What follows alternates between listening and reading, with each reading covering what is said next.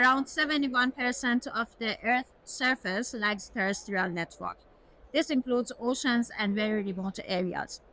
Although in those remote areas there is a small population, but there are many of IoT devices that collect critical data and transmit it. For the IoT applications like environmental monitoring, tracking floods or wildfires, for mining operations or transportation. Here, the satellite communication comes into play to bridge this gap for the areas that for the operators it's not feasible or cost effective to build a terrestrial network.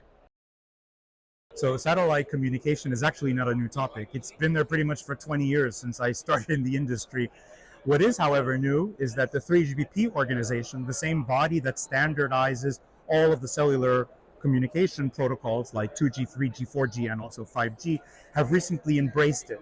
In 3GPP Release 17, there's also now support for so-called non-terrestrial networks. That means that customers do not have to go and buy a separate antenna, a separate chip to receive the signals and basically to be able to use that path to communicate. So it basically means customers with the same exact hardware and the same antenna are now also able not only to send data over the terrestrial network, for example, the O2 network, but they can also send data over a roaming partner that happens to have satellites in space. And this is an amazing paradigm shift that basically simplifies everything and increases and democratizes access to satellite communication. One of the problems that we're solving with our new offering is that we're getting rid of all the fragmentation. In the past, customers that were using satellite connectivity were getting some of their data over the older satellite networks and some of the data over terrestrial networks, cellular networks.